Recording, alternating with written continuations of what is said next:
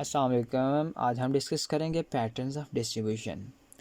Animals की distribution किसी भी मीन से ये यूनिफॉर्म और रेगुलर नहीं है। इसमें मुख्तलिफ तरह के फैक्टर्स हैं जो एनिमल्स की जो रेगुलर डिस्ट्रीब्यूशन को इफ़ेक्ट करते हैं। मुख्तलिफ तरह के पैटर्न्स हैं डिस्ट्रीब्यूशन में। कुछ एनिमल्स हैं यो थ्रू आउट द वर्ल्ड यानी कि सारे ही कॉन्टिनेंट्स में पाए जाते हैं, ऑल क्लाइमेटिक जोन्स में पाए जाते हैं। कुछ ऐसे एनिमल्स हैं जो मखसूस एरियाज़ में पाए जाते हैं, कुछ एनिमल्स हैं जो जस्ट पोल्स पे पाए जाते हैं। तो आज हम मुख्तलिफ जो पैटर्न्स हैं डिस्ट्रीब्यूशन के उनको डिस्कस करेंगे।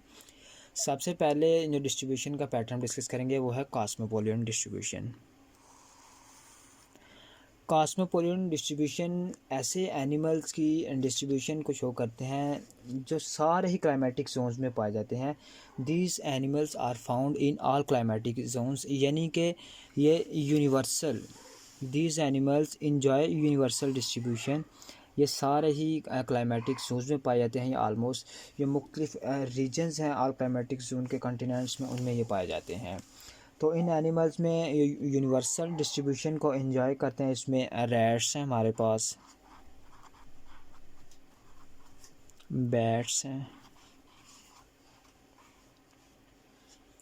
रैबिट्स हैं एंड अर्थवर्म। और भी मुख्तलिफ एनिमल्स हैं इसमें, लेकिन हम अब तक इतने डिस्कस करेंगे कि ऐसे एनिमल्स जिस ऑल क्लाइमेटिक जोन्स में सर्वाइव करते हैं, पाए जाते हैं, इनको हम कह सकते हैं कि यूनिवर्सल डिस्ट्रीब्यूशन को एंजॉय करते हैं। तो इनमें रैट शामिल हैं, बैट हैं, रैबिट हैं और अर्थवर्म शामिल हैं। दूसरी टाइप है जो पैटर्न डिस्ट्रीब्यूशन का, वो है डिसकंटिन्यूस डिस्ट्रीब्यूशन। जिस तरह के वर्ड से पता है कि डिसकंटिन्यूस की जो डिस्ट्रीब्यूशन है वो कंटिन्यूस नहीं है। ये पाए जाते हैं एरियाज़ में जो वाइडली सेपरेटेड है, यानी कि ख़ास इनकी अरेंज नहीं है। इनमें जो इंटरमीडिएट फॉर्म्स वगैरह ये नहीं पाए जाते। डिसकंटिन्यूस डिस्ट्रीब्यूशन बेसिकली उस टाइम अकर करते हैं जब जो कंटिन्यूटी या distribution of A species of an animal, किसी भी एनिमल की जो कंटिन्यूटी ऑफ डिस्ट्रीब्यूशन है, जब वो ब्रोकन हो जाती है किसी अनइनहिबिटेड एरिया से, किसी मुख्तलिफ तरह की जो कह सकते हैं कि हमें माउंटेन पैटर्न है इसमें, या मुख्तलिफ तरह की जो लार्ज स्ट्रेचेस ऑफ ओशन है उसकी कंटिन्यूस को जो डिसकंटिन्यूस कर देते हैं। तो इस वजह से जो पैटर्न ऑफ डिस्ट्रीब्यूशन है वो डिसकंटिन्यूस हो जाता है। तो इस तरह की मुख्तलिफ तरह की एग्जांपल्स हैं जिसमें डिसकंटिन्यूस पैटर्न पाया जाता है डिस्ट्रीब्यूशन का। फॉर एग्जांपल अगर हम देखें एलिफेंट्स को हम देखें तो ये पाए जाते हैं एशिया में पाए जाते हैं और ये अफ्रीका में पाए जाते हैं। एलिफेंट्स सारे कंटिनेंट्स में नहीं पाए जाते, इसकी मुख्तलिफ तरह की वजूहात हो सकती हैं। उसके बाद अगर हम कैमल्स को देखें तो ये भी पाए जाते हैं एशिया में और नॉर्थ अमेरिका में पाए जाते हैं ये। उसके अलावा एक बहुत ही इम्पॉर्टेंट एग्जांपल्स हमारे पास ये लॉन्ग फिशेस हैं। लॉन्ग फिशेस की जो लिविंग उनके जो मेंबर्स हैं उनमें तीन उसके जो स्पीशीज़ लॉन्ग फिशेस की लिविंग है, जो जिस तरह के कहते हैं साउथ अमेरिकन लॉन्ग फिश है, उसमें ऑस्ट्रेलियन लॉन्ग फिश है और अफ्रीकन लॉन्ग फिश है, यानी कि ये जस्ट इन तीन कॉन्टिनेंट्स में पाए जाते हैं, नो वेयर एल्स। इसके अलावा कहीं भी नहीं ये नहीं पाई जाती लॉन्ग फिशेस हैं। मिसाल के तौर पर लॉन्ग फिशेस ये ऑस्ट्रेलिया में पाई जाती हैं, इसके अलावा ये पाई जाती हैं साउथ अमेरिका में पाई जाती हैं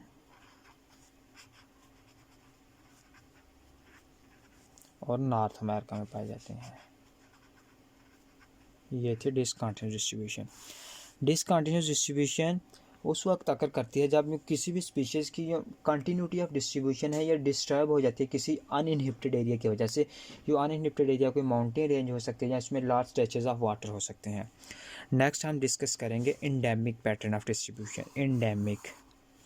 एंडेमिक डिस्ट्रीब्यूशन का पैटर्न ये एक मखसूस पैटर्न है जिसमें जो पाए जाने वाले एनिमल्स हैं ये एक मखसूस एरिया, मखसूस रीजन तक ही ये एनिमल्स हैं ये रिस्ट्रिक्ट कर लेते हैं खुद को। ये एक पार्टिकुलर कॉन्टिनेंट में पाए जाते हैं, एक पार्टिकुलर एरिया में ये पाए जाते हैं। जिस तरह के हम कह सकते हैं कि जो जिराफे हैं, जिराफे ये जस्ट अफ्रीका में पाए जाते हैं।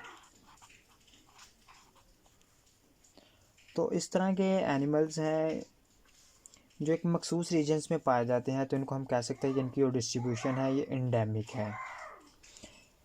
कहते हैं कि जो ओशियानिक आइसलैंड्स हैं ना, उनके तकरीबन 90% उनका जो फाना और फ्लोरा है, जो एंडेमिक है। नेक्स्ट हम पैटर्न ऑफ डिस्ट्रीब्यूशन डिस्कस करेंगे, वो है आइसोलेटेड डिस्ट्रीब्यूशन। आइसोलेटेड डिस्ट्रीब्यूशन एक स्पेसिफिक और बहुत ही इंटरेस्टिंग पैटर्न ऑफ डिस्ट्रीब्यूशन है। ये एनिमल्स हैं, ये पाए जाते हैं आइसोलेटेड एरिया वर्ड्स में। आइसोलेटेड एरिया वर्ड में एडजेसेंट एरियाज़ में ये नहीं पाए जाते, या ये ऐसे एनिमल्स हैं जो पाए जाते हैं आइसोलेटेड एरियाज़ में। ऐसे एनिमल्स जो isolated pattern of distribution show करते हैं, बेसिकली इनकी ये प्रॉपर्टीज़ हो सकते हैं कि ये प्रिमिटिव हो सकते हैं, ये प्रिमिटिव हैं, स्मॉलर है नंबर में, इनकी तादाद कम है, और ये उन मखसूस एरिया में ये अभी तक ज़िंदा है। इसकी वजह जो है कि इनके लैक ऑफ एनिमी, इनके जो अपोनेंट है उनमें कंपटीशन इधर उनका बहुत कम है, जिसकी वजह से ये अभी तक भी इन मखसूस एरियाज़ में पाए जाते हैं। तो ये है आइसोलेटेड डिस्ट्रीब्यूशन। इन एनिमल्स की उन मखसूस एरिया में यहाँ पे जो पाए जाते हैं, इनका जो सर्वाइवल है उसकी बेसिक रीज़न ही यही है कि उनमें इनके जो एनिमीज़ हैं, इनका जो कहते हैं कि कंपटीशन वो बहुत कम है। इसके एग्जांपल्स में अगर हम देखें कि ये मार्सोपियल मैमल्स हैं, उनमें से जो कैंगरू है, मार्सोपियल में से जो कैंगरू है ये ऑस्ट्रेलिया में पाई जाती है। उसके अलावा अगर हम देख लेते हैं मोनोट्रीम्स, तो सिर्फ न्यूजीलैंड में पाया जाता है, यानी कि इनकी जो डिस्ट्रीब्यूशन है ये आइसोलेटेड है, और ये है भी प्रिमिटिव है, ये कैंगरू रैट है भी प्रिमिटिव है। उसके बाद अगर हम देख लें वो मोनोट्रीम्स हैं और वो भी प्रिमिटिव मैमल्स हैं। नेक्स्ट पैटर्न ऑफ डिस्ट्रीब्यूशन है बाईपोलर डिस्ट्रीब्यूशन। जिस तरह की ये वर्ड बाईपोलर से ही ये बात बिल्कुल क्लियर है कि एनिमल सिर्फ पोल्स पे पाए जाते हैं, इंटरमीडिएट फॉर्म में ये एब्सेंट है। बाईपोलर जस्ट पोल्स पे पाए जाते हैं, यानी कि नॉर्थ एंड साउथ पोल में पाए जाते हैं, और ये उनकी इंटरमीडिएट फॉर्म्स हैं, ये एब्सेंट हैं। ये एनिमल सिर्फ आर्कटिक और अंटार्कटिका में पाए जाते हैं। इसकी मुख्तलिफ तरह की वजूहात हो सकते हैं कि ये भी हो सकता है कि ये एनिमल एक पार्टिकुलर एरिया से माइग्रेट करके उन्होंने पोल्स पर रहना शुरू किया, लेकिन चूँकि ये अडाप्टेड हो गए इन मखसूस पोल्स पे, तो ये इंटरमीडिएट फार्म में इनका माइग्रेट करना मुश्किल हो गया। क्योंकि फॉर एग्जांपल सम स्पीशीज़ कहता है कि अडाप्टेड होते हैं to the cold arctic climate में, तो ये कोल्ड आर्कटिक क्लाइमेट में अपने आप को एडजस्ट कर लेते हैं, फिर उनका माइग्रेट करना वार्मर एरिया में वो डिफ़िकल्ट होता है। वार्म रीजन्स में जो कोल्ड आर्कटिक वाले हैं, इनका वार्म रीजन्स की तरफ माइग्रेट करना होता है डिफ़िकल्ट। तो इस वजह से ये अपने आप को ये रिस्ट्रिक्ट कर लेते हैं पोलर रीजन्स में। फॉर एग्जांपल इसके बहुत ही इंपॉर्टेंट एग्जांपल है पोलर बियर, ये जस्ट पोल्स पे पाया जाता है, क्योंकि इन्होंने अपने आप को अडाप्ट कर लिया होता है जो कोल्ड आर्कटिक रीजन्स के हिसाब से, तो इनका वार्म रीजन्स में क्लाइमेट करना डिफिकल्ट हो जाता है। इसके एग्जांपल थी पोलर रीजन। Thank you.